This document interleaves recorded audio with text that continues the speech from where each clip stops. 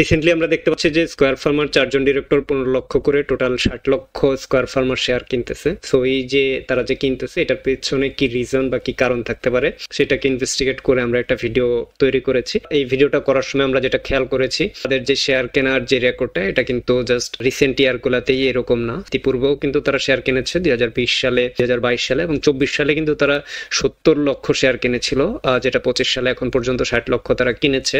So এই ভিডিওতে কিন্তু আমরা তাদের ব্যালেন্স শিটের ডেটা দেখার চেষ্টা করেছিলাম এবং তাদের রেভিনিউ এবং নেট প্রফিটের কিন্তু হিউজ গ্রোথ দেখতে পেয়েছি আমরা। নেট প্রফিট মার্জিনও কিন্তু রিসেন্ট ইয়ারগুলোতে বেড়ে যাচ্ছে। এছাড়াও আমরা এই ভিডিওতে কিন্তু cash flow, dividend paid, dividend payout ratio এইটাও কভার করেছি, এটা নিয়ে ডিসকাস করার চেষ্টা করেছি। আর আমরা দেখেছি যে তাদের রিটার্নগুলো আরওআইসি এবং আরওসি খুব ভালো একটা নাম্বার রয়েছে, যেখানে 20 ইয়ার্স ট্রেজারি বন্ডের ইল্ড 12%, সেখানে কিন্তু তাদের এই 4টা মেট্রিক্সেই সেটা কিন্তু 12%-এর চেয়ে বেশি রয়েছে। আর ভ্যালুয়েশন করেও কিন্তু আমরা স্কোয়ার ফার্মাকে সিগনিফিকেন্টলি আন্ডার ভ্যালুড অবস্থায় পেয়েছি।